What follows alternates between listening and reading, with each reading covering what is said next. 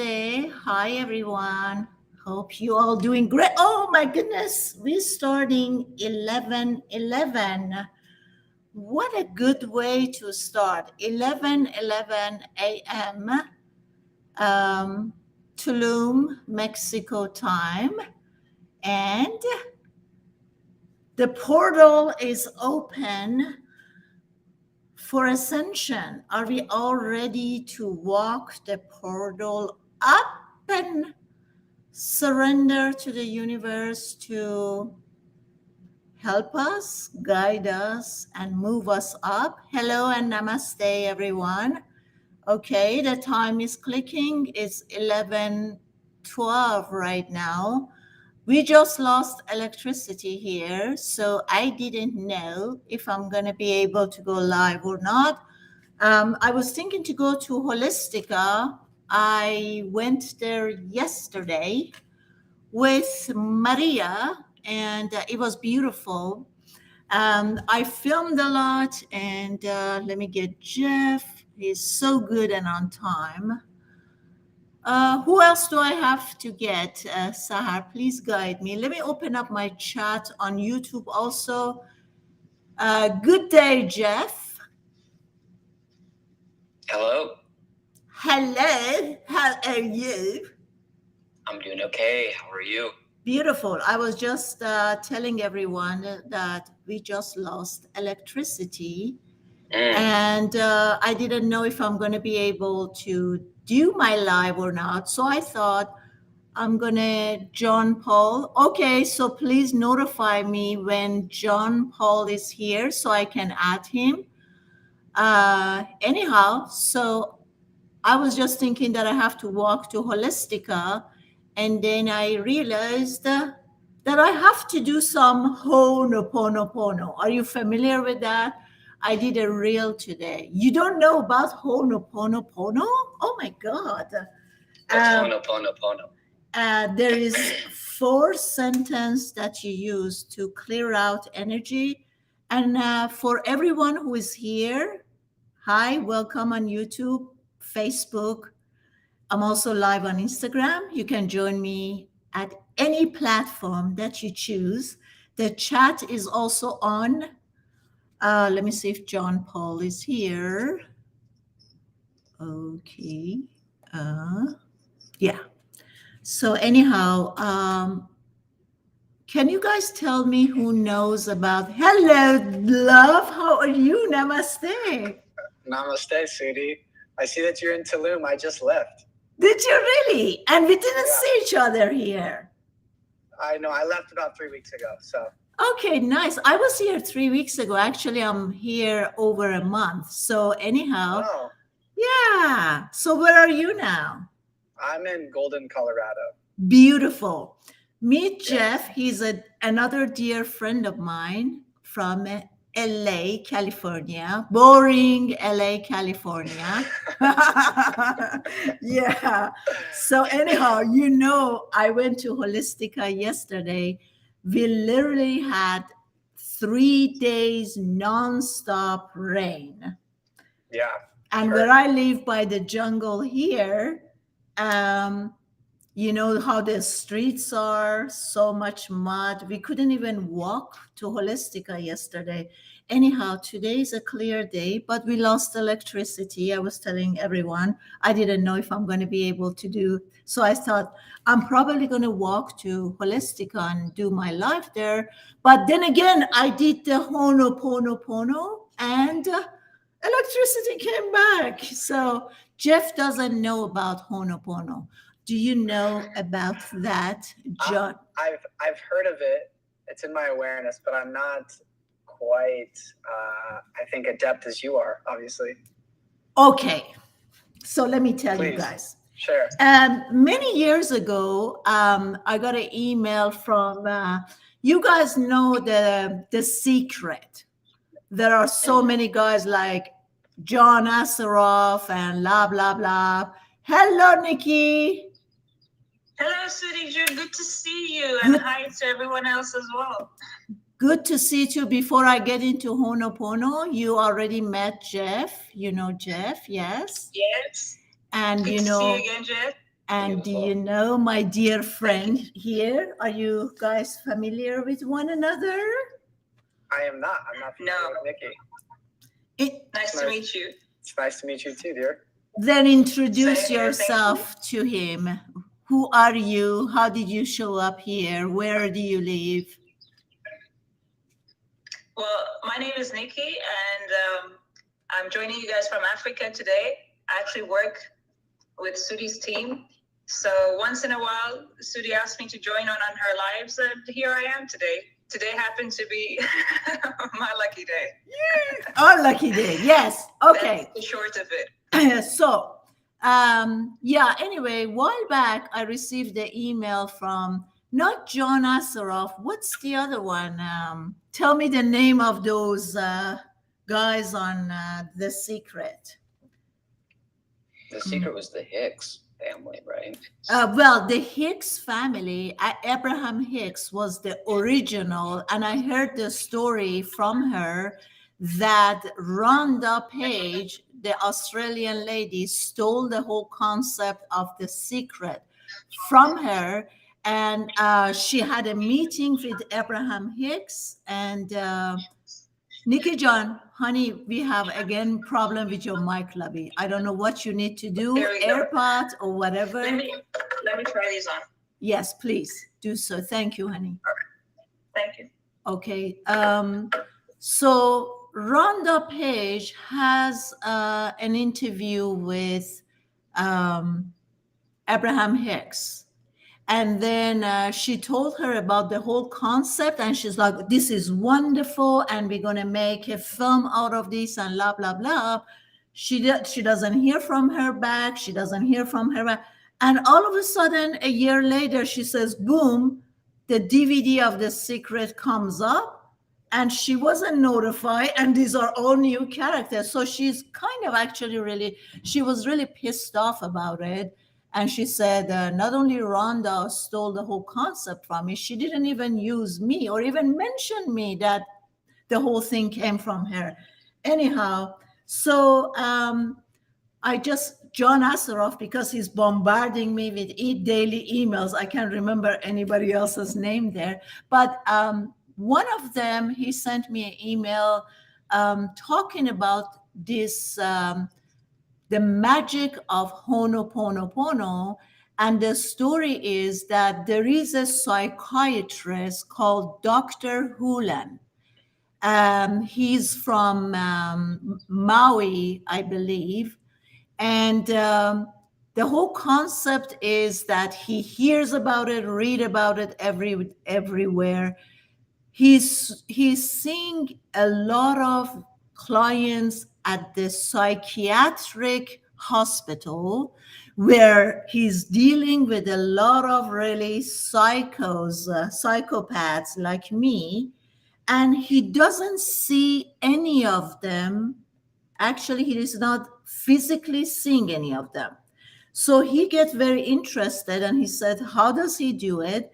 And the story is that every time a file gets handed out to him, he knows that whatever comes to my awareness, it's happening within me. So he already understood that there is nothing out there and there is no one out there. Everything is being created in our mind and in our psyche.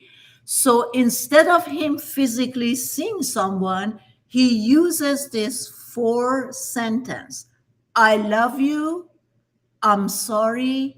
Please forgive me. Thank you.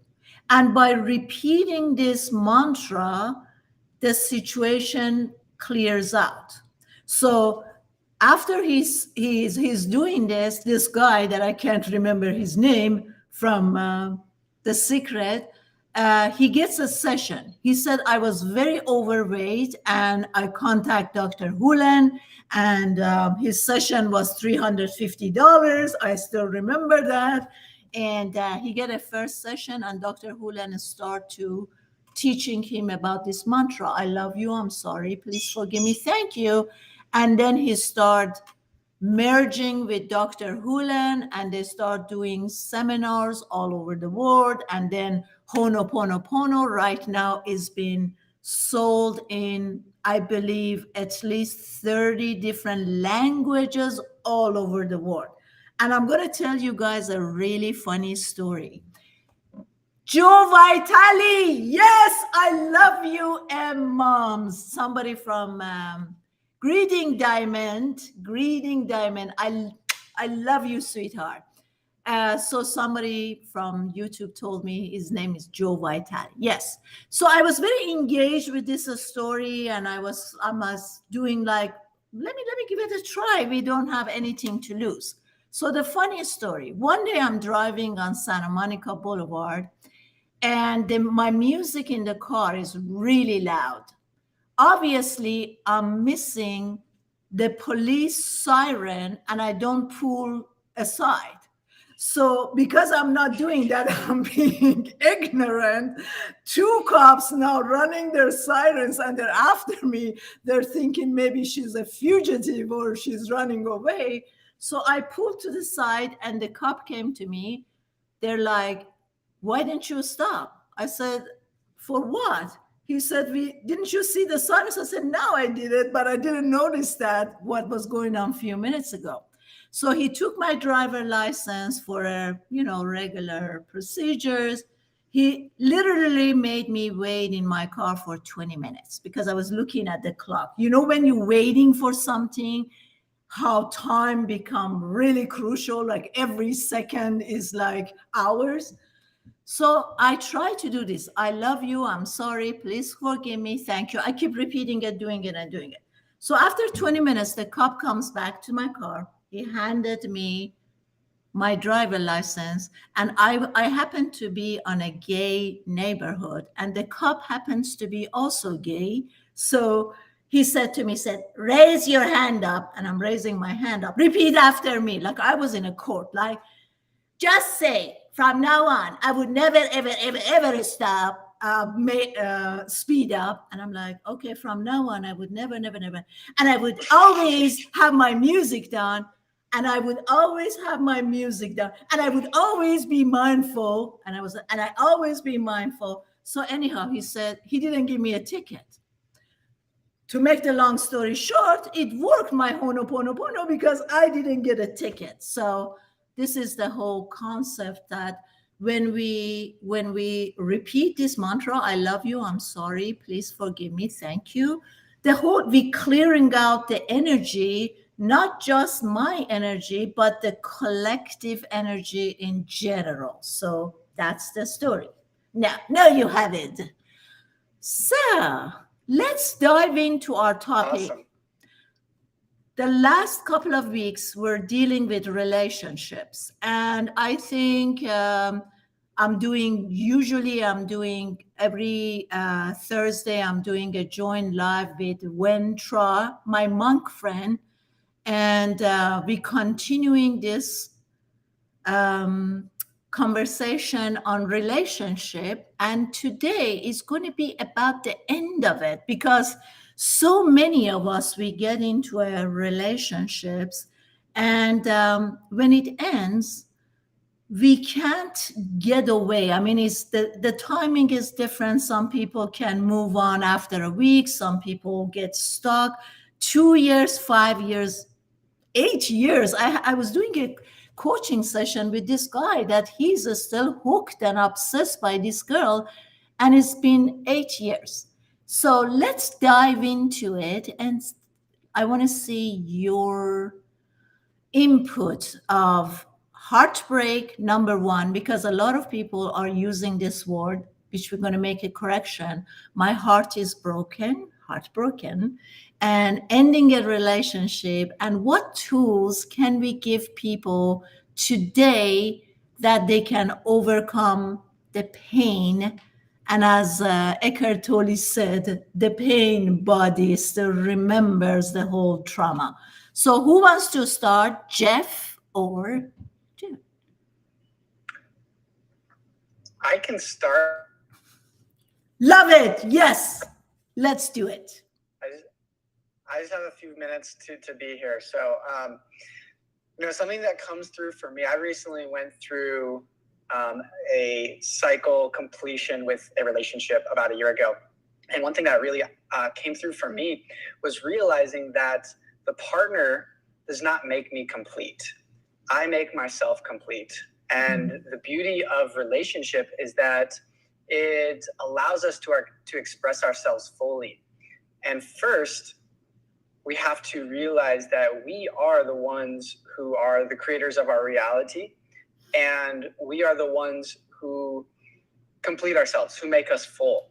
And when we can feel the love from everything around us and not feel it like it only comes from this one other person, that's when we can fill ourselves up. And that's when we can pour that love into other people and begin to live our truth and live in our true self. And as we live in that true self, we will magnetize and attract the person into our life who is our partner, is our more long-term soul partner versus just this one relationship that may have abruptly ended.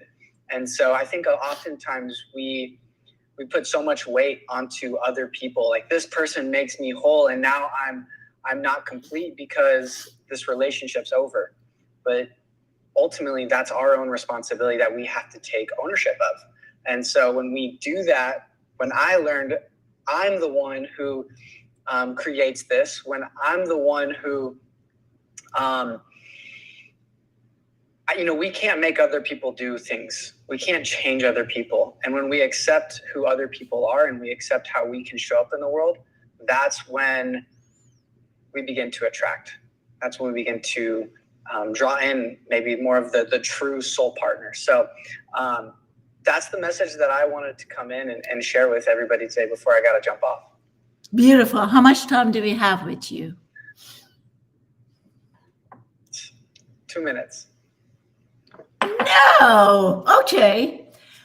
So, we all hear that, and we all in a point that we get it. But then again, having the knowledge or information and being able and capable to use it, it's two different things, right? So do you have any solutions now that I'm just like in this situation and I understand all this thing, but I still cannot overcome? I'm obsessed. I keep thinking about him. I keep dreaming about him or her. What would you recommend at this stage? So something that I've done and I've worked with other people on is doing an exercise, a meditation of cutting some cords. We go in and we give thanks. We do in a way, the Ho'oponopono practice.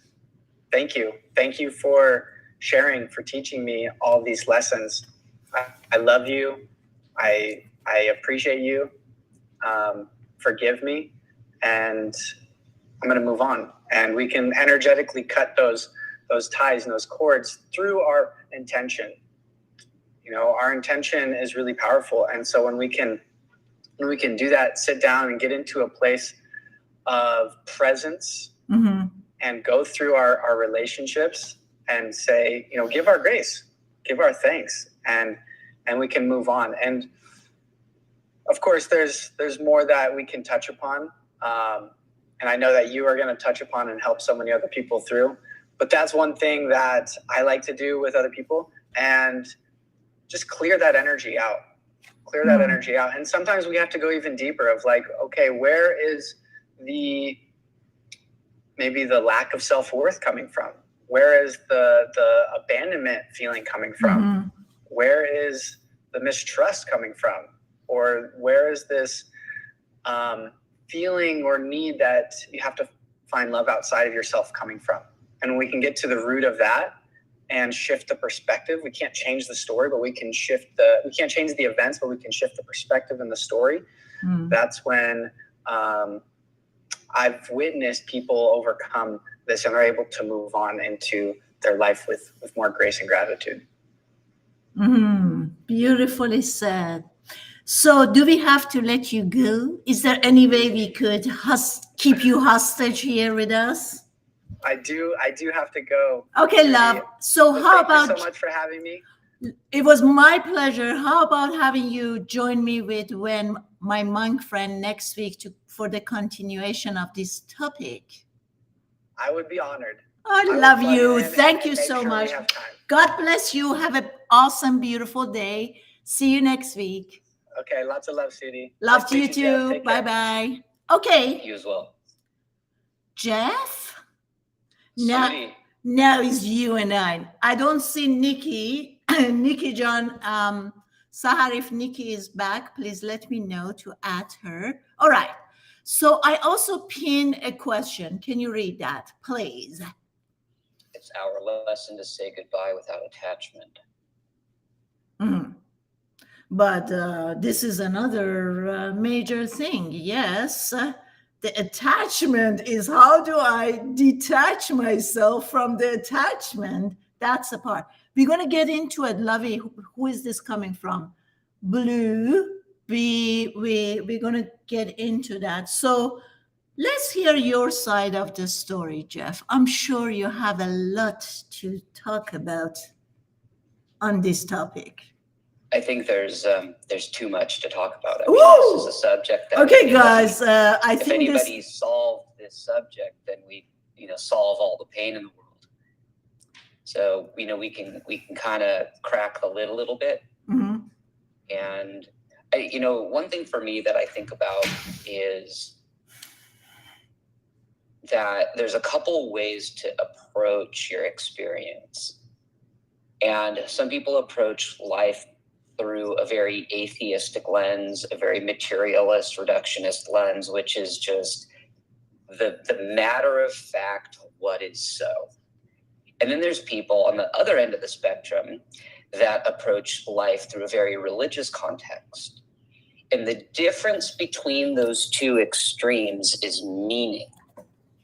If you're on the extreme religious end of the spectrum, there's meaning with everything. God did this, God did that, God placed this person in my life, God took this person out of my life.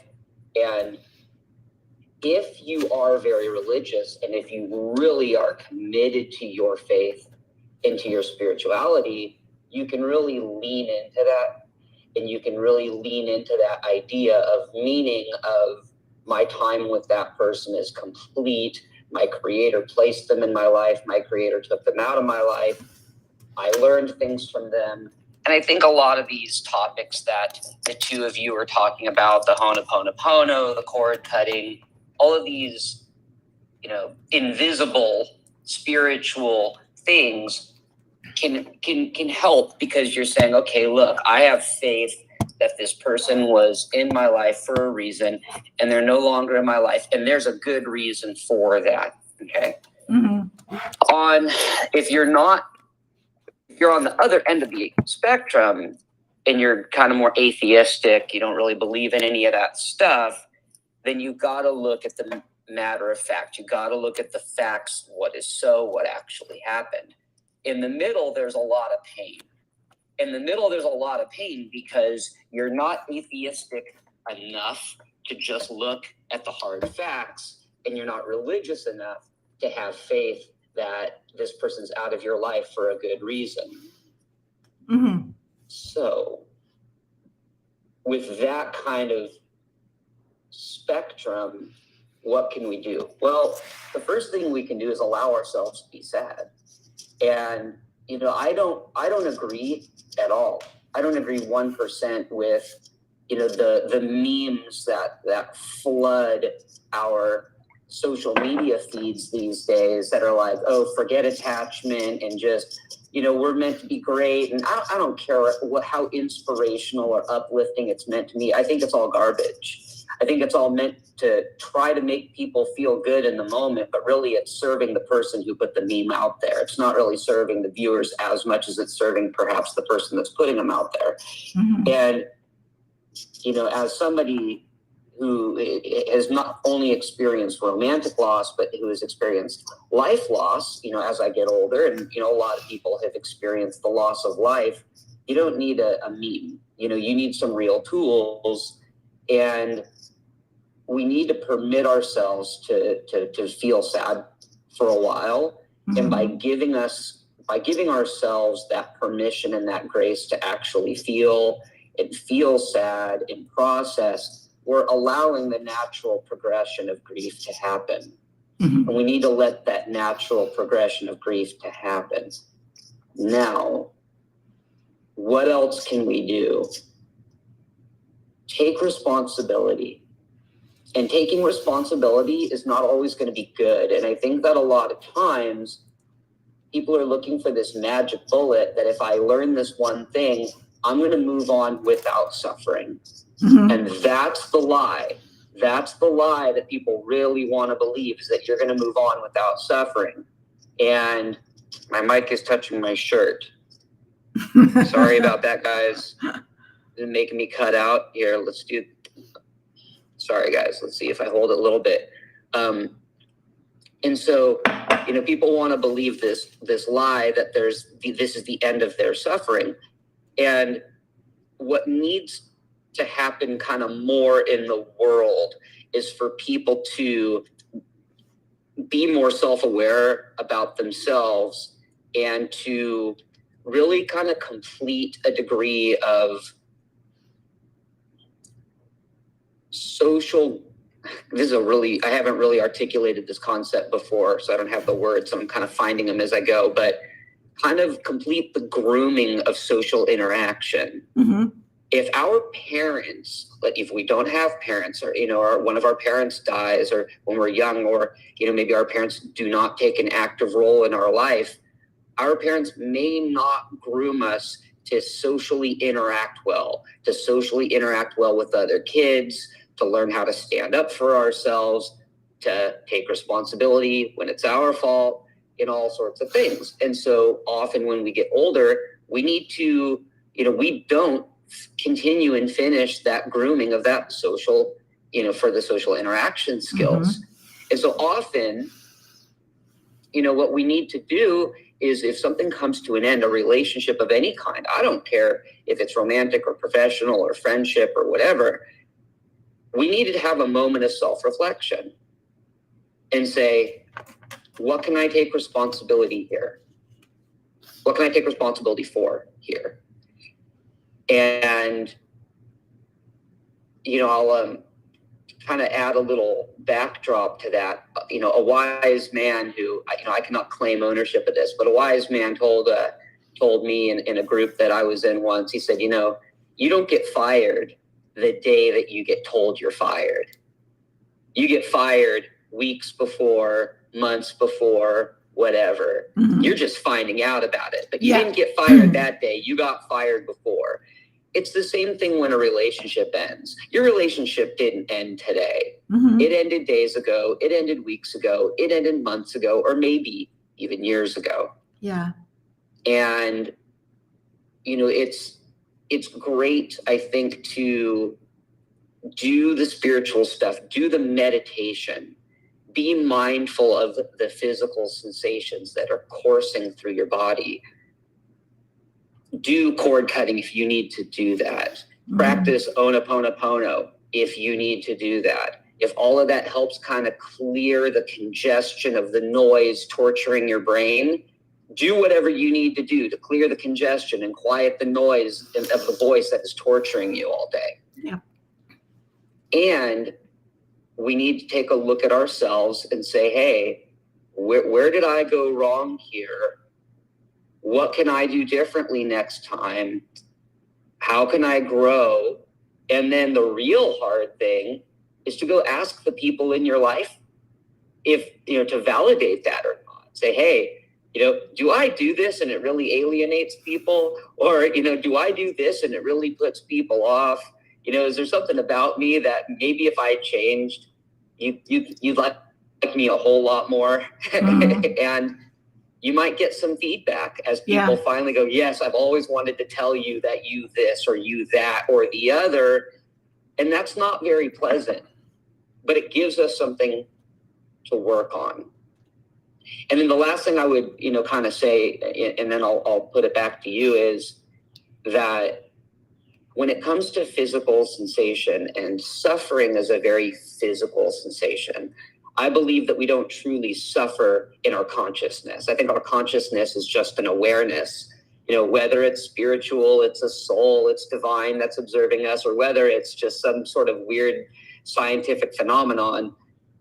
Regardless, I think that our consciousness does not suffer, it just observes. And I think suffering is a very physical experience. In that, we need to do some very physical, we need to replace the physical sensation. And that could be anything from being a bit more extroverted and staying connected to friends and family. That could be doing very physical things. There's a lot of advice in the world of like, hey, go hit the gym, start working out, go on hikes. Why? Because you're replacing a physical suffering with a positive, uplifting physical experience that's releasing endorphins. Mm-hmm. Being out in the sunshine. We know that being out in the sunshine is healthy for us. Staring at nature, completing small tasks. When we complete small tasks, we actually get a little burst of dopamine because it's like, oh, we finished something, yay. And it gives us a sense of encouragement to motivate us to do more small tasks. So what really we're doing when I say engage your friends and family, well, we're leaning into an experience that's going to generate oxytocin. Go out and be in the world where look at the sun, or flowers, nature, experiences that are increased serotonin, and then do a bunch of small tasks, things that are going to generate dopamine. We're actually doing physical things that we can do in the world that are going to generate the positive chemicals in our body that will replace the suffering chemicals that we're feeling in our body. So those are just a few things that I would say. Beautiful. Thank you, Jeff. Okay. So here's the deal, guys. As we all know, we are 4 different planes of existence: spiritual, mental, emotional, and physical, right? So when you just ended a relationship, you can't just say, okay, it's physical, I'm going to work on this, or is just mental. No. First step, you have to realize, why do we call holistic approach? So I'm going to call this holistic approach for grieving. Okay. Holistically means now I have to use the 4 department of this house. Yes, spiritually, even if you say, I don't know, you're an atheist, don't be here, get out, because this page is for people who are non-atheists. I'm just kidding. Anyway, so when we start from the top, the spiritual part,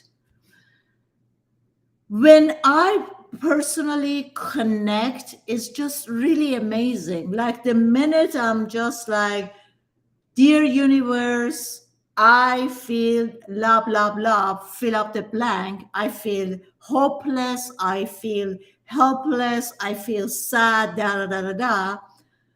And I don't know how to deal with this. Can you take care of this?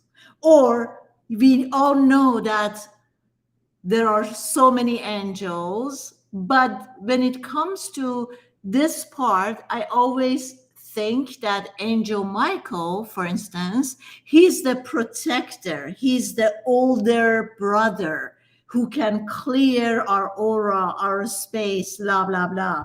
So I ask the universe, I ask the angels that I don't know how to deal with this right now.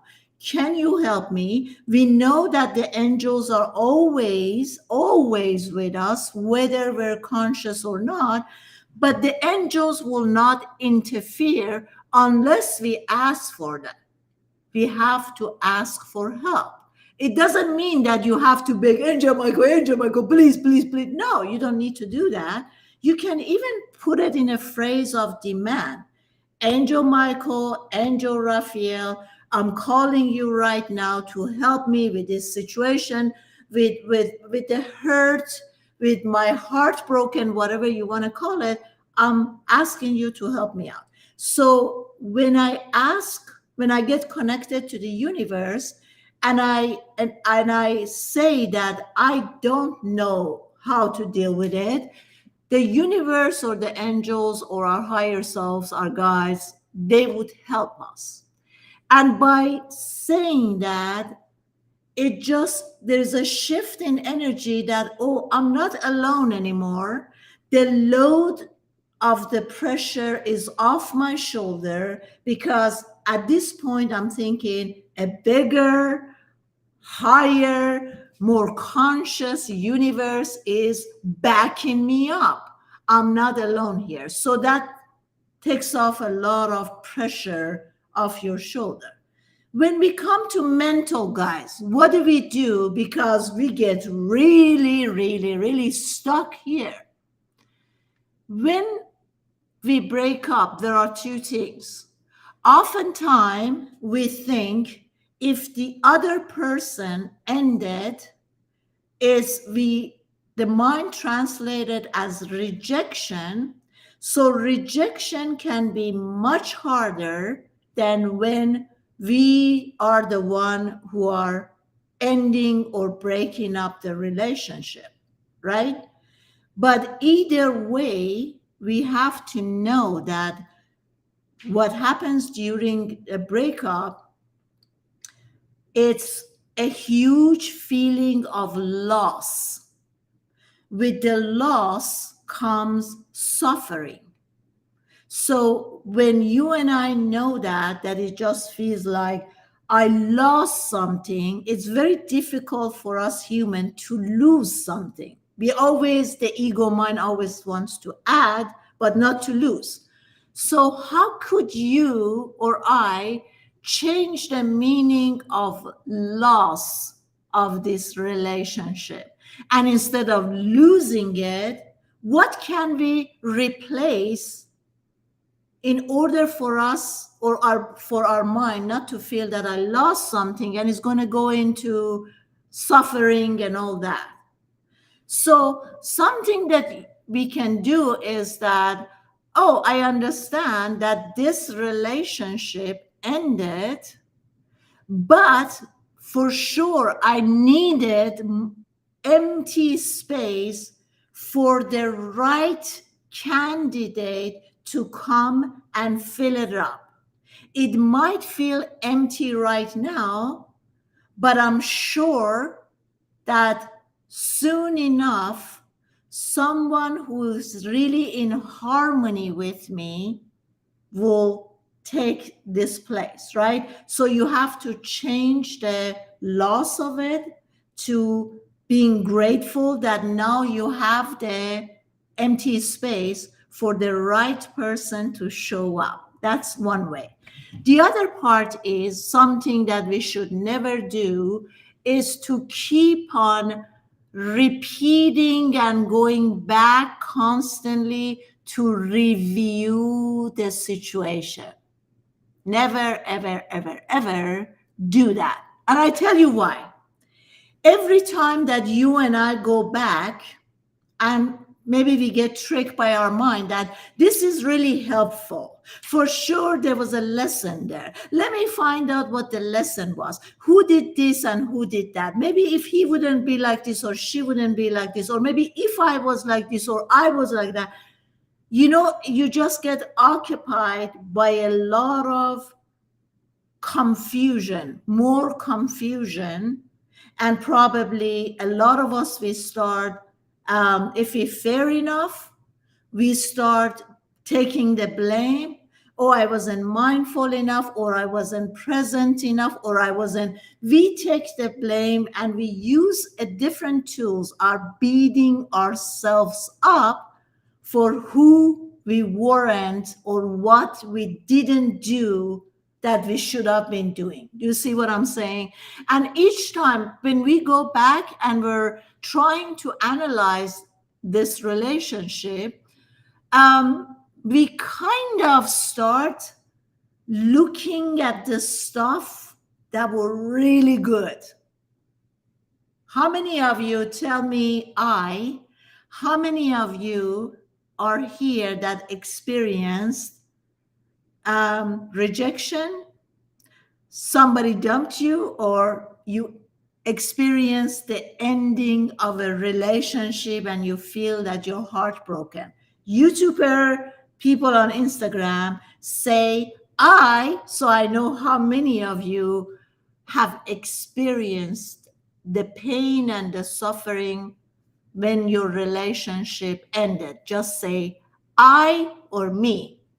Anyhow, so the majority of time when we're reviewing the relationship, Farahnas, thank you, Nazanin, can I get more here or there? Who else have? Oh, come on, guys. Are you telling me that you have never experienced a relationship that ended and you didn't suffer? Okay. So when we're going back and we're reviewing the relationship, somehow we feel that the bad times weren't there. We start to glorify how perfect this person was, and is probably the only one. She's the only one that understood me. All of a sudden, somebody that we had so much problem with, they become this super hero or human or our role models. So the mind kind of tries to hide the bad point, and we are glorifying this person. Oh, it was so good. And we only remember the good time. So we're going like, oh my God, when I was talking, he would really listen to me. Or the time that we were at the beach, when he gave me the kiss, or she hugged me. Or we only start seeing the good part to further beat ourselves up that what an amazing relationship, or what an amazing person she or he was, and now they were the only one, and that experience will never happen again. We all start saying, oh, I'm never going to find anybody who's going to love me as much as she or he did. I'm never going to find somebody who's as kind or as this or as this. So stop. Because going back to analyzing the relationship, maybe because your mind is really occupied, and we become really obsessed over this person, it would be very hard to stop the mind not to go back and review the whole thing. I understand that.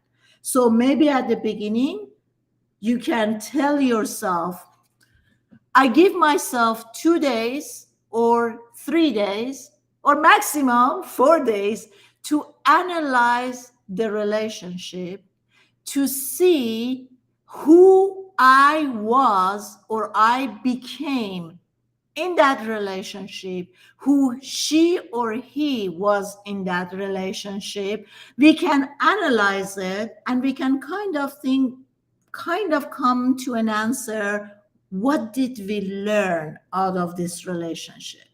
But after that, you have to let it go, because every time you're going back there, you're experiencing, you living and re-experiencing it. So stop that. Try to get your mind, focus your mind on something else, or some kind of different distraction for this period of time, because it's very painful, it's hurtful, and it's just a really difficult work, right? So don't go back, keep thinking about it, and stop talking about these people, this guy or girl, constantly. Because the more you're gonna talk about them, the more their energy is gonna stay with you. So again, maybe at the first few days, you're gonna talk to someone who's really close to you, and tell them, yeah, this is how it happened. But at some point, you got to even stop talking about them. The third action that we need to take is, how am I going to live my life? Who am I going to be in the next relationship? What am I really looking for? And why? If I'm saying, yes, I want to be somebody, if you ask me, guys, oftentimes when people ask me, what are you looking for? I said, I'm looking for someone who's conscious, someone who's mentally, emotionally, financially stable and balanced. But this is very general, right? But this is what I'm saying. Like, okay, this is what I'm looking for. Why? I need to ask myself, why am I looking for this? Why do I need somebody who's financially stable, who's mentally stable? And Jeff, what are you smiling about? I am looking for someone who is unconscious. Okay.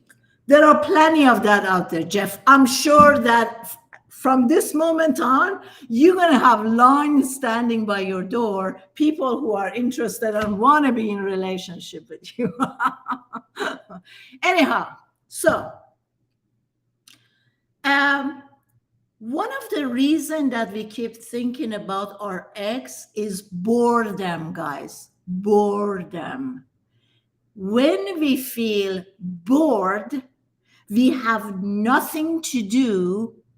We're not continuing on focusing on ourselves to work on our mental, emotional, physical, financial, business, work, study, whatever. When we don't focus on that and we're just sitting, we're going to keep going back. We're going to get bored and we're going to go back and think about this person.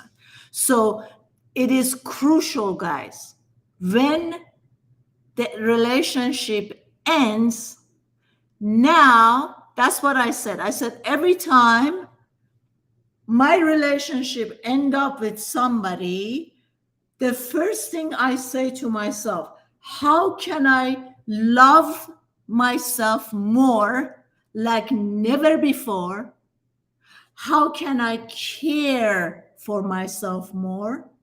And how can I become a better person mentally, emotionally, financially, and physically? So, yes, exercising it's crucial during this time. And I know that we always do the opposite. When our heart is broken, we lay down on the couch, we're just checking Netflix, we're going back. So I would say when you break up with somebody, block them from everything. Block them from your social media, block them on WhatsApp, block them on Skype, block them on your email. Any way that you can, block this person. Delete all their pictures. Anything that reminds you of this person, get rid of it. Because keep going back on their Instagram or stuff, checking out to see what they're doing. Well, have they meet somebody or da da da da da? It only gonna hurt you more. Okay, disconnect fully, totally, communication, everything. Then the most important part is you're gonna bring all your focus and attention on yourself. Okay, how you going to better yourself?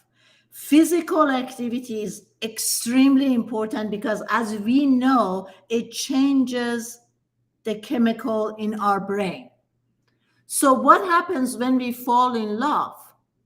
When we fall in love, all these hormones of dopamine, serotonins are being released, right? you also, that drops, because the reason we keep going back and think about them and imagining the good times is because we have a drop in dopamine, serotonin, all the feeling good hormones, right? So we keep going back because now we are an addict. We keep going back to the good memories, the good time to get that good feeling, but it's not going to do it for you guys. You got to find a different way to do it. So keep yourself as busy and active as you can. You need to get really focused on your shit right now. If you're studying, you gotta give your 100% there.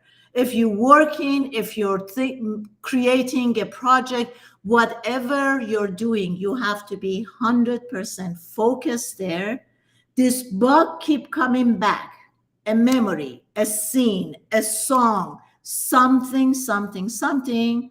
What you need to do, are you with me, guys? Are you listening? The minute the memory comes, a flashback, delete, delete, delete, delete, delete, delete, delete, delete, delete, delete. Delete everything. Don't get yourself into it. Don't let it carrying you on to the whole thing. Oh my God, we walk slow motion at the beach and he was holding my hand and then when he hugged me and don't go there. Don't let this story to become a TV series. Don't elongate it. The minute it comes, delete, delete, delete. Back to you, Jeff. Thought caught silence. There you go. Yes, Darlene. Nikki, are you back? Can you join? Go ahead, Jeff. There's a lot there. There's a few things that I would just kind of add to, or perhaps, restate a little bit. And that is, when we talk about, you were talking about the way that we view when we review. And I cannot take credit for this quote. It's something along the lines of, we often view the past better than it was. We view the present worse than it is. And we view the future more uncertain than it will be. Mm-hmm. And that's true for all things. That's true when we look at war. That's true when we look at our careers. That's true when we look at our friendships, our definitely our romantic relationships. That's true for everything. It's part of our survival mechanism to look at the past and delete the negative aspects of it, mm-hmm. and remember the positive aspects of it. Now, one kind of silver lining to that concept is that's a huge component of what makes reconnection possible, and I'm not saying that so that everybody keeps this spark of hope alive to rekindle something that ought not to be rekindled. All that I'm saying is it's what allows for the possibility to perhaps establish some degree of peace with somebody in the future. Mm-hmm. Like, hey, look, I've grown, you've grown, because you're both deleting all the bad stuff. You're remembering the good stuff. You have enough self-awareness to say, hey, we need to not try this again. But we have, enough ability and maturity to kind of connect to each other and have respect and then respectfully walk away. That's important. Also, regarding, you talk a lot about, you're giving a lot of advice on, what to do to break the habit, break the cycle, because it is a habit. And, there's a couple people whose concepts come to my mind that I would want to, talk about and elaborate on, which is, one is Tony Robbins. A long time ago, I listened to him and he talked about this cycle breaking habit of, changing the voices of the characters. Because, we often replay these scenes with great vividness, and we want to kind of maybe make somebody's voice silly, maybe make it, in his words, was make it Mickey Mouse. Like, imagine it's Mickey Mouse speaking to you, or scratching this record. It's a record that's playing. You scratch the record so that it, what you're trying to do is, as you said, you're trying to interrupt that pattern from happening. You're trying to interrupt those electrons from flowing in the same pattern in your neural networks in your brain. Now, the other thing is something that I heard more recently, and it really hit home for me because I'm a musician. And there's a psychologist, Andrew Huberman. Andrew Huberman is becoming more and more popular all the time, and he's a psychologist at Stanford. And he said something really interesting, and he said to add. When you want to break a habit or a pattern, add to it. Don't simply try to interrupt it, because what we learn all the time is to interrupt it. I mean, I've learned that my whole life. Mm-hmm. And I just hear this add to it. And the reason I said it's significant to me as a musician is because he actually used an analogy of playing music. And he said, if you're playing music, whatever your instrument is, I'm doing this because I play guitar, so I'm mimicking a guitar playing. You're going to play notes in sequence. And maybe you need to learn a different pattern. Well, it's very, very difficult to stop yourself from playing those notes and having your hands move the way that they normally would move to play those notes. He said what you would do is you would add a bunch of extra notes. Jeff, I'm sorry to interrupt you. Don't talk theory. Give us a simple example so we can understand in our actions or behavior, how do we add? Sure. Well, let me finish and we can get to that. So when we add all of these extra things, when we add all of the extra notes, it starts to jumble up the picture, the memory, the habit in our brain. So, you were telling everyone that's here, with us, like, oh, I'm walking slow on the beach and he's holding my hand this way. Well, maybe that did happen. Maybe that really did actually happen. And so, you're going to this fond memory and you're saying, okay, well, I need to kind of separate this. Well, one, remember the past as it was. Don't over glorify the past. So you can look and say, well, there was also this time and he or she also did this to me or said that to me or didn't do this to me or didn't say that to me. And, it really wasn't all that wonderful. And then when it comes to that habit breaking, yes, you definitely do want to employ the tactic of delete as much as you can, interrupting yourself. So when you start having that thought, say, nope, hit yourself on the forehead. I'm not going to allow that to happen. I'm going to think about anything else. And you pick that thing that you're going to think about and you have a plan. That's your target that you're aiming for. And you might also add to it. So if you have this fond memory of this person that you really, go to and it replays itself over and over in your mind, you can add to it, like I said, with the music notes. So what you can do is you could say, well, yeah, we were walking along the beach and then this, but I don't care what you add to it. I don't know, maybe some kid ran up to you or some thing came out of the water or like there was somebody drowning and the lifeguard had to save them. I don't know. I'm just making up random things that would kind of interrupt that whole pattern. And so now when you think of that scene, if you keep adding all that stuff to it, what's going to happen is you're going to stop remembering it as this super fond memory. And it's going to start to take a different shape in your mind. It's going to occupy a different space, one of perhaps less emotion or different emotion. And as you do that, you can start to erase and dismantle those memories from showing up in your brain. Because when you're looking to feel good, you're not going to go retreat to that memory and say, oh, let me replay that memory once again. You're going to say, wait a minute, that memory doesn't even hit the way that it hit before. It's not causing me to generate the same chemicals as it did before. So let me forget that. So those are some things that I would say as far as... That was beautiful, Jeff. And I just, as you were speaking, because, my mind is just so funny. As people talk, I'm just creating pictures. There's a movie going on when somebody talks to me. So as you were saying that, let's get back to the scenario, because Nazanin says, so should we add to it like the bad stuff? So here's the deal. This is what I would do. My mind takes me to this beautiful day at the beginning, probably first date or the second one, that we are walking at the beach and it was so beautiful and holding hand and we were smelling smelly sea. So this is a beautiful picture we have, right? So as you were saying that, my memory got to like, what if I rewind this really fast, rewind it to the beginning, and then where I'm walking with this person and we're holding hand, all of a sudden we stop and he slapped me in my face or I slap him, and we get into this really detanglement, and I just want to get out and be loose and be free. Does that work, Jeff?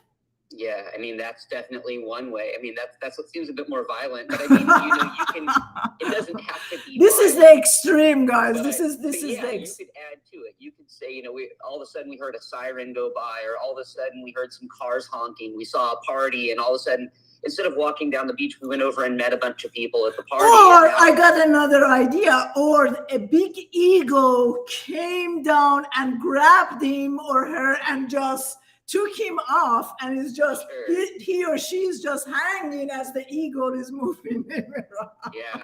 And Can I add to that? Sorry to cut you both off. I'm not sure if I completely agree with that. It can be a fun, coping mechanism or whatever to implement. But isn't that like distorting the truth? Because every relationship that you go through has the good and the bad. And, we're supposed to take bits and pieces, like lessons out of it or whatever, tools for future out of it. And how about we just practice cut silence? The moment you start thinking about it, how about we cut it in its tracks once you've already gone through it and you've analyzed it and you've archived it and you make peace with what has happened. I think more than trying to distort it, we should try to make peace with it and see what value we can take out of it. Although I'm sure it's a really fun, because you can get carried away in that thought, You can just go into that loop where that memory is just playing over and over in your head. So I think that would make you lose track of what's happening in the outside world a little bit. But it is fun. Yeah, but Nikki, two things. Number one, the practice of thought cut silence is extremely difficult. And when you become honest, how often can you personally use that and are using it? So it's kind of cliche to say, just cut it out, thought cut silence, because me, I am with everyone on this practice, and it's not an easy thing to do. That's number one. But at the beginning, I think you got kicked out. I said, when the relationship ends, we can give ourselves a time limit. I'm going to let my mind think about this and analyze the relationship as much as it wants for 2 days, 3 days, 4 days, right? So we do all of this. But after that, it's something. Let me ask you a personal question. Have you ever been heartbroken, Nikki? Of course, several times, not just in romantic relationships, also with other kinds of relationships that I've invested in. So let's stick to the romantic relationship.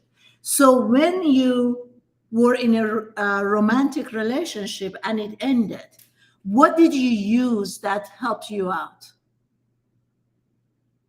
To me, for the example of the romantic relationship, I was relieved that it ended, but that's just me. But in other types of relationships that I'd invested, probably because it wasn't the right choice, but in other kind of relationships that ended, that it did end up burning a hole through my proverbial heart, it was very difficult. And it does, years have passed, months have passed, it does come back, obviously. But to distort what happened and to take away from the good times, obviously, I don't think it's fair. I don't think it's giving credit to yourself and the opposite person, really. Mm-hmm. That's just Can I add to that? Sure. I think that and I don't know if you were online, the whole time and just weren't on the screen, but I think that the idea behind this practice, and I know that we were kind of laughing a lot, making fun a lot. That's not the goal. The goal isn't to satire what happened. And obviously, when we're moving on, there's a lot of very serious work that we need to do. So this is not to diminish the work that we need to do, to not take away the good and to not recognize the bad and to change that. This idea that we're talking about is more that when we're suffering, it often we will go down this same rabbit hole and replay this scene that tortures us. Mm-hmm. And I know I've done this. I know people do this to me. They call me on the phone. Yes. And the same person starts reliving the same thing, and they start giving me the play-by-play once again for the 20th time. They're reliving the play-by-play. And there's nothing healthy about it. And I know that I've been that person through some extremely difficult moments in my life, because these extreme moments are extreme enough to burn themselves into our brain. And so, I know Sudi was using the analogy of walking down the beach, but perhaps the better analogy is that there's going to be some moment that was a very, very significant moment that burned itself into our brain, good or bad. And so we go there again, and we constantly replay it as if we could go back to that moment and fix the thing that went wrong and switch the thing. And if we just would have gone left instead of right, our world would be fantastic. But in that case, it makes sense. Definitely. And so that's, of course. Yeah, that's more it. So right. When I was saying with music, because there's no satire with the music notes. So with the music notes, all it is simply stating that what the science backs is that to break a habit, to break a cycle, or a sequence, is adding to it is more effective than simply trying to interrupt and not think about it. And this is used a lot right now, where it's okay, I don't want anybody to think of blue cars. All right, nobody think about blue cars for the next 10 seconds. What are you going to think about? Blue cars. And I don't care about thought silence. All you're going to think about is blue cars. So if you start to think about somebody, oh, no, I can't think about them. That's all you're going to think about is that person. Let's get real.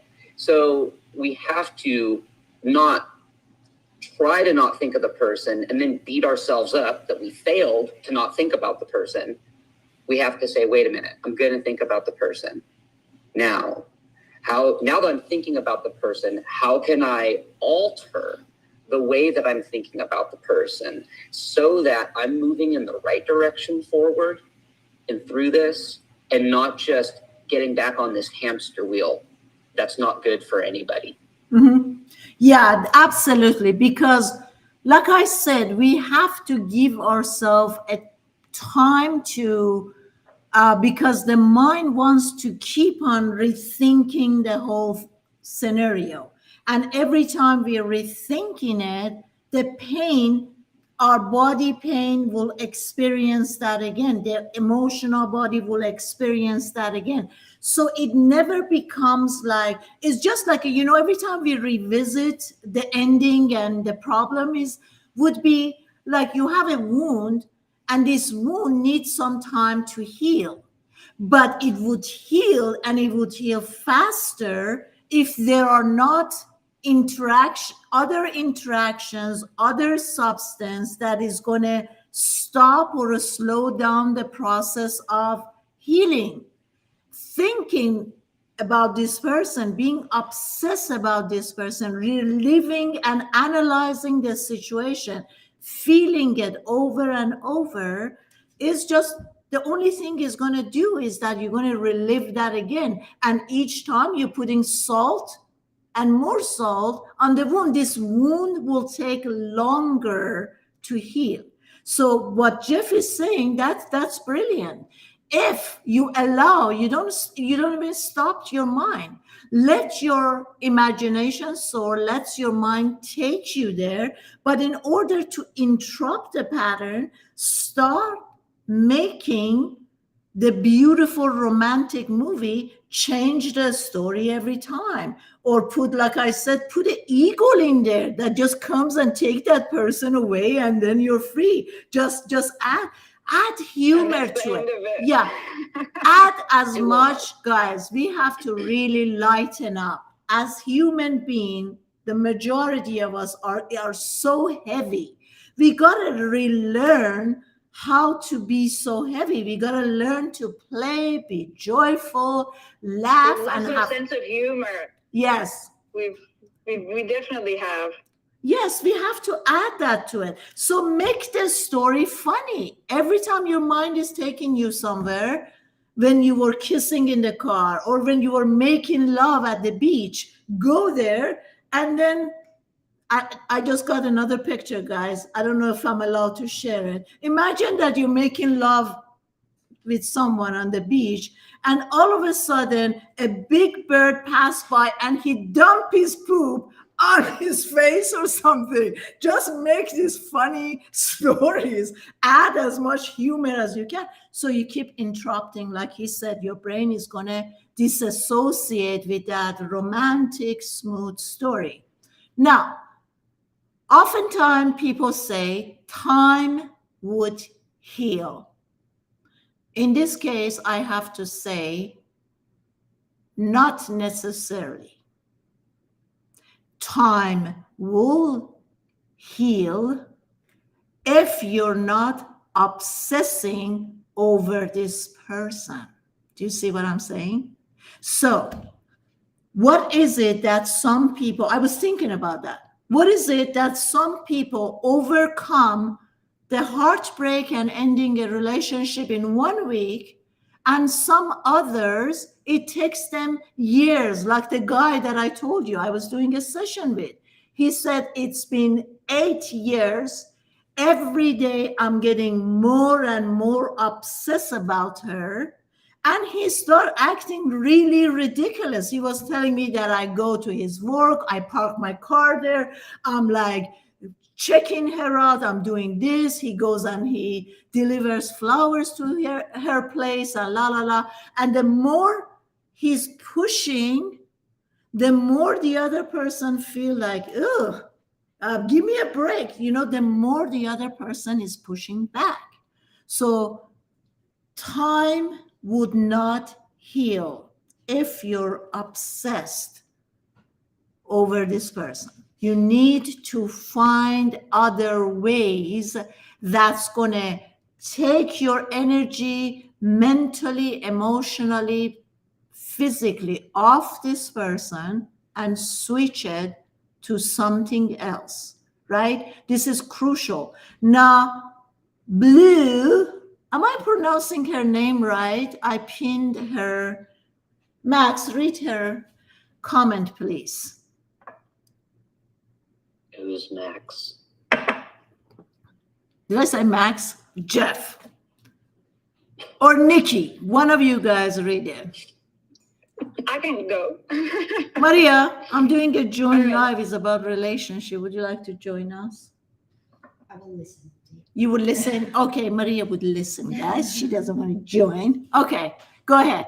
All right. So Blue is saying how to exit the loop that gets us the same problem in relationships with new people. Can I speak on that? No, Jeff, you talk too much today. Go Sure. Just jump in, guys. You don't have to get permission. It's not a classroom here. Just jump in. One thing I would say is there was a point in when you were speaking before, Sudi, where you were talking about like what you want out of a relationship. And one of the things that we often do in life is we approach our relationships 100% selfishly. We say, well, what do I want out of a romantic relationship? What do I want out of a friendship? What do I want out of a work environment? And we need to do that. It's not like we don't need to do that. We need to be clear about what it is that we're looking for in these situations. The other thing that we don't do is we don't take responsibility for who we are being. And so we often over-glorify ourselves. People have a real bad habit of thinking a little too highly of themselves. And that doesn't mean that we shouldn't think highly of ourselves and that we shouldn't have a degree of self-worth and self-love and self-esteem and all of those good positive things. And I think we need to be a bit sober, because sometimes we're not sober in the way that we look at ourselves and who we are being. So we can do both. They're not opposing forces to say, hey, wait a minute here. I can have grace with myself and compassion for myself, and I can love myself. And I can do a little bit of self-reflection and take responsibility and see who I'm being when I show up in these relationships. Because to Blue's comment, well, how do we exit the loop? You change you. And that was what, pardon me, I forget his name, the guy that was on with us in the beginning, that we have to change, because then we'll attract different people. And that's true. So, if you are a kind of vulnerable, wounded person as you go throughout life, and you tend to be a victim often, odds are higher that you're going to attract narcissistic people, because those narcissistic people are going to prey upon your victim mentality. They're going to prey upon your vulnerability. Now, if we tend to do the work and we get more resolve in who we are, we work out the ways that we show up. Maybe we don't blab and talk and talk and talk and talk and talk. We hold our cards a little closer to the vest. We're a little bit pickier and choosier about who we open up to and when. We have higher standards of who somebody needs to be in our life before we open up to them. All of those shifts, when that narcissistic person shows up in our life, we're going to say, no, these are not the droids they're looking for. Those are someone else. And so we're going to start to repel. It's not like they're not going to show up, but we're going to see them for who they are, and we're going to reject them. And then we're going to start to notice different and better people in different ways. And they're going to bring their own challenges that we have to deal with. But as we systematically do the work of self-awareness and building newer, more powerful habits around who we are and how we show up in the world, we increase our value, and then we hold ourselves in higher regard in how we interact with people, and therefore we're just filtering other people more and more and more. That's going to get us out of that loop of constantly re-engaging with the same personality type, especially in our romantic relationships. I would just say, I would argue, because I know that this is true in my life, and it's got to be true in more than just my life, that if you look at the type of personality type that you engage with romantically, it's not just romantically. You tend to set up all of your relationships this way, professionally, platonically, with your family. You go, okay, wait a minute here. In all of these different areas, this is the role that I play. And this is the role that they play. So you got to change the role that you're playing in all of those areas of your life. People are going to start playing different roles. Yeah, let me add something here, which I find myself very profound, because maybe some of you guys don't know, but right now I'm doing a webinar on relationship. And the other day, the past few weeks in the relationship webinar, I say it's very crucial that we ask ourselves, are we looking for a love story or life story?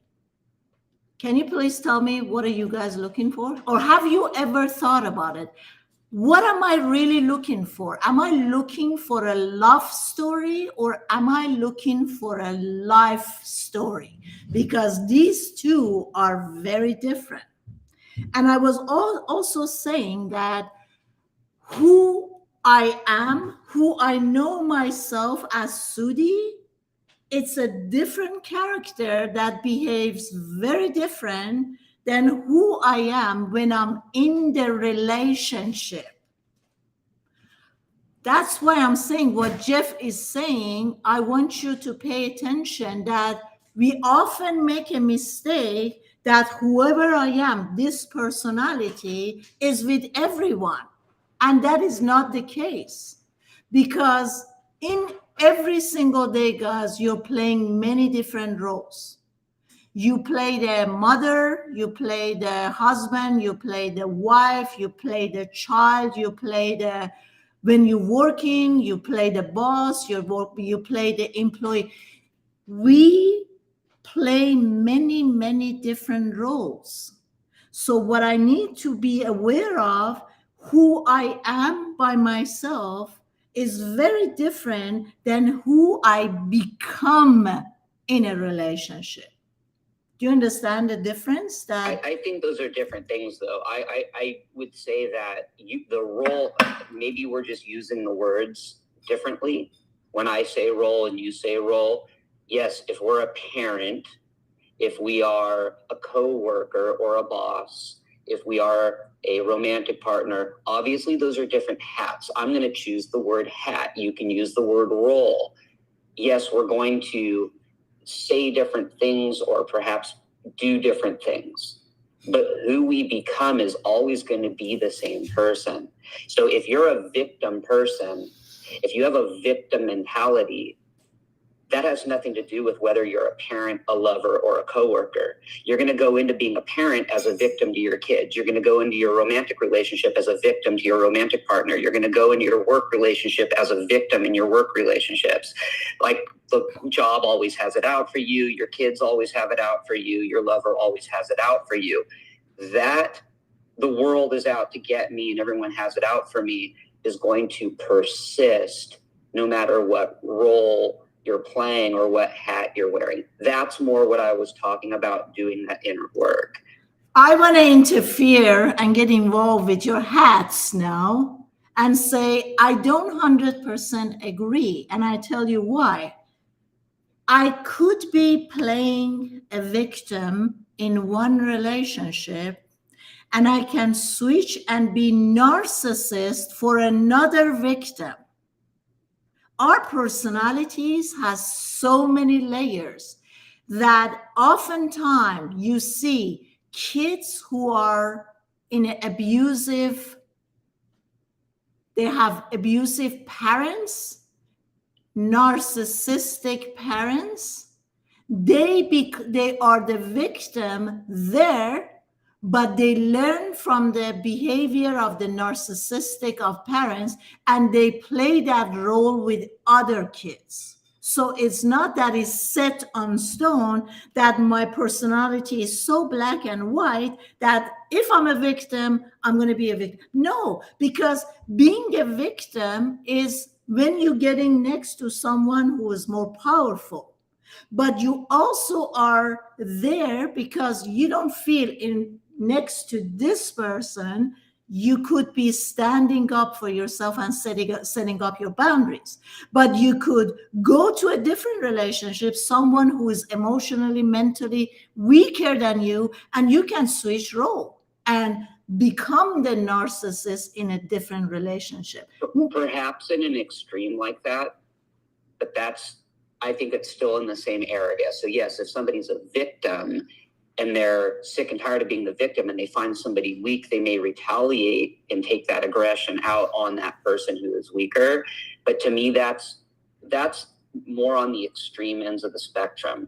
I mean, and we don't need to get into details, but I mean, I know you as a friend, and I know you professionally, and I've seen you in relationships, and I can say that there's definitely some constants across because I'm the only constant person and stable on this planet, Jeff. Don't put me into this. And I have friends, I have lots of friends I can think of off the top of my head. I can think about my family, and all of them in their family relationships, in their romantic relationships, and in their professional relationships, and in their friend relationships, I can absolutely sit there and go, oh, this guy or this woman, like, yep, in all of those relationships, he's got this persistent character trait. She's got this persistent character trait. So I think that with the victim narcissism thing, those are very extreme things, and saying that, a little bit kind of like if the strongest person may assume the role as an alpha. Well, if that strongest person goes away, somebody else has to become the alpha. It's just going to happen. Okay, well, yeah, that's natural. That's not what I'm talking about.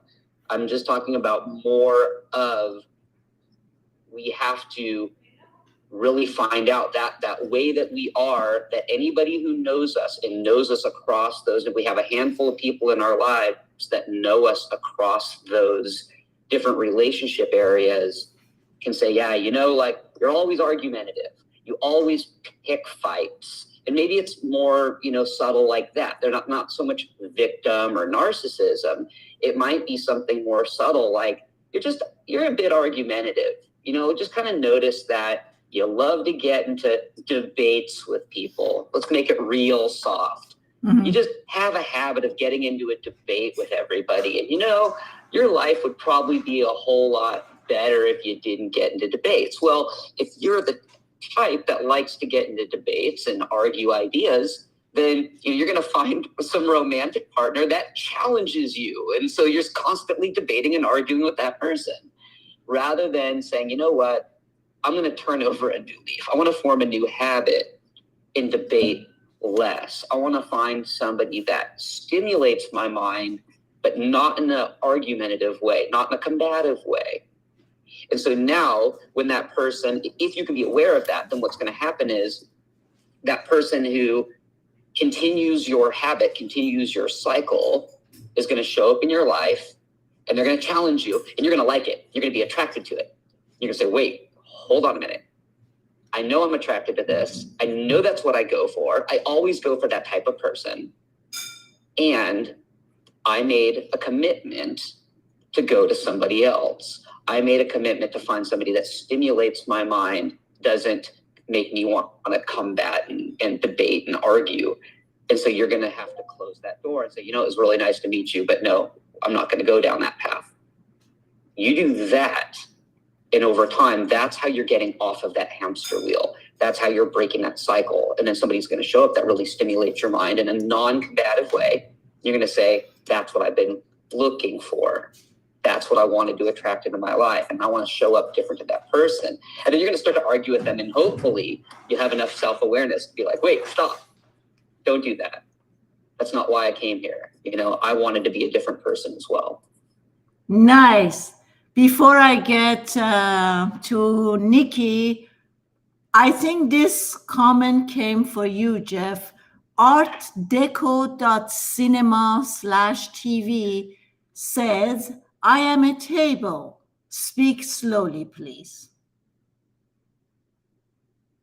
I am a table. Yes. Speak slowly, please. Yes. So whatever that means, that he's a table, he needs you to slow down because his English is not, as you can see from the comment, I'm a table. Please speak slowly. Nikki, what's your thought on this? Well, while we were talking, while Jeff was talking and I was listening, I was reminded of a quote from Einstein who says, insanity is doing the same thing over and over again and expecting a different result. So if you're looking for a different output, which in this case is not attracting the same relationship patterns or finding yourself in the same situation, I think it's exactly right. You have to break that pattern within yourself to say, okay, well, 2 times, it's been thrice or 4 times until now that I've done the same thing and I keep attracting the same people or finding myself in the situation. So let me take a step back and let me just, alter that course within myself and let's see what the outcome would be. I think that's just the summary of, that result, to get out of that pattern or get out of that loop. Mm-hmm. If you're going to continuously sit on the couch and snack or whatever, the result is that you're going to continuously gain weight. If you're going to continually attract narcissists or violence or abuse, you have to find out, identify what's within you or inside you, or what you're doing to, be the magnet for that. And that's my input. Mm-hmm. Very nice. There are many different angles to look at this part. But generally, like I said in my previous lives, you guys weren't with me. I kind of said that our expectations from relationship, it's really high for all of us right now. What we were looking in what was provided by a whole tribes in the old days. Right now, we're looking to have all of these in one person. You know, in the old days, we would go to church or we would go to a priest for our spiritual teaching and lessons. We would go to, doctor for our this or this or that. So we were using different people, different characters for our needs.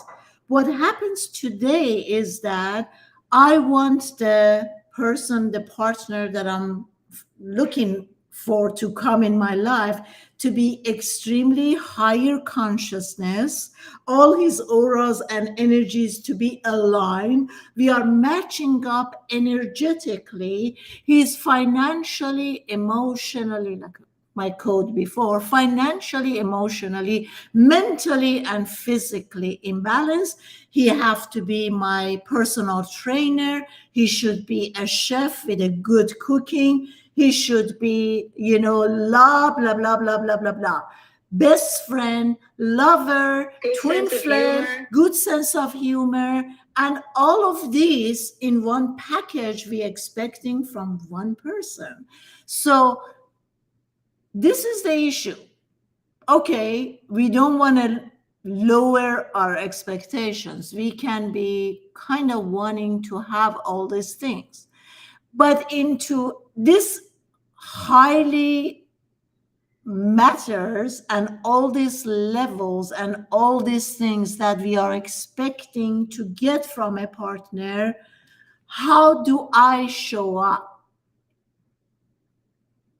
I would real quick jump in on that and say and this is just something that there's not enough time in the day to get into, but I think is a big factor of social media. We are constantly looking at beautiful, successful people. And the thing is, we are seeing a production. We're not actually seeing that person's true life. We are seeing anybody that's on that level, they have a lot of followers. They're going to have a whole team of people making their life look as amazing as possible. And we all have a real bad case of, I deserve that. And deserve is the word. Not I want that. I want that's fine. I want that means become the kind of person that deserves that. I deserve that assumes that you already are the person that deserves that. And that's kind of it. I had another point, but I forgot it. Oh, wait, no, I did. I wanted to tell you this because I think Too late now. Your time is up, right? Jeff. Go ahead. No, my turn. I think everyone is forgetting to ask that question these days. What can I bring to the table? Who can I be to that person? It's really, sorry. Yeah. Mm-hmm. Okay. What was the other one, Jeff? To add that I was having kind of a similar conversation with someone last night, and I said, I'm old enough to remember a time before the internet. I'm old enough to remember this time where I felt like during that time I was way more present. And when I was a kid,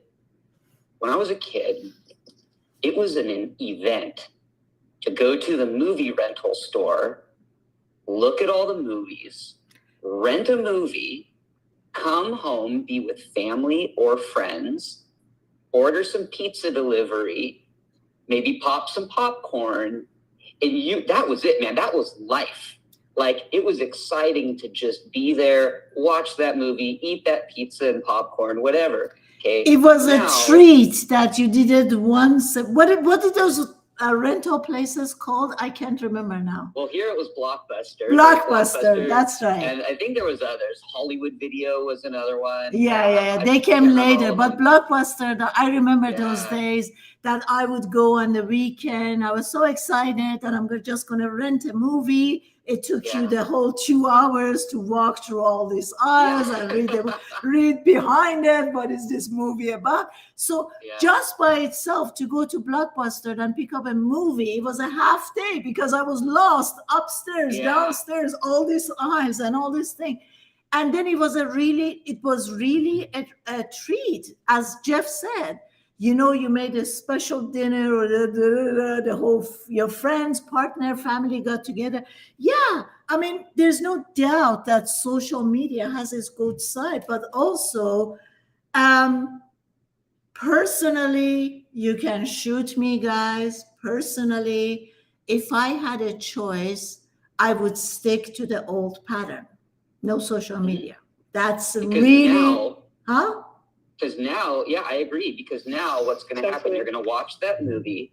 Your phone's going to be there, and you're wondering what your friends are doing. You're wondering if what you're doing. Jeff, is as good you or can't better than your even friends. you You're can't wondering where even your really romantic enjoy a crush movie is. these days. I You tell can't even enjoy you it can't because even it's enjoy it distracting. because you got so many choices. I go on Netflix and I read it and I say, okay, this sounds interesting. As I'm watching this, I said, maybe the other one was better. Maybe I can't even be fully watching one movie right now because I have so many options.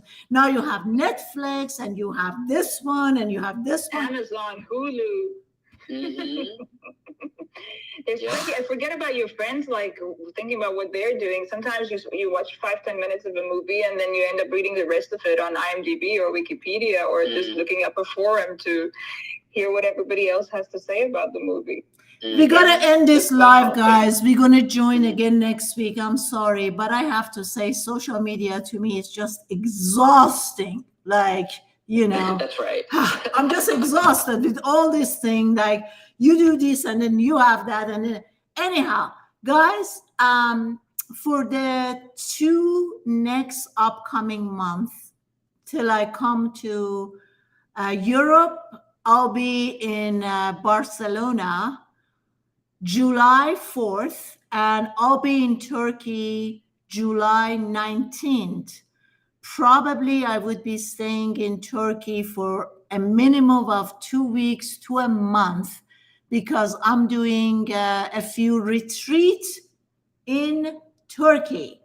So, for all of you guys who wants to join my seminar in Turkey, please DM. And until I leave, our topics are going to be about relationship only and solely. We didn't have a chance to talk about Johnny Depp because they told me today that the poor guy has gained $15 million and Amber got 2 million. I don't know about that. But anyhow, we're going to continue about this topic because we didn't really, I know the information that we gave you was helpful and maybe useful, but I really want to give you more of it to be able to overcome this pain, this suffering. Thank you so much, my lovely Nikki. Thank you. And Thank you for having me. Sudhi, I want to say something for everyone who's listening today, and just a reminder for all of us. This is something I always use for myself as well. The end of something is the beginning of something new always. It's not the end until, we pop our clogs. exactly. Exactly. Thank you so much, guys. See you all next Thursday. Love and blessing. Bye bye, everybody. Have a lovely evening. Bye-bye. Farah, social media is good to see me. Okay, yes, that's the fact, but just me. For the rest, get rid of them. Thank you anyway, honey. Bye.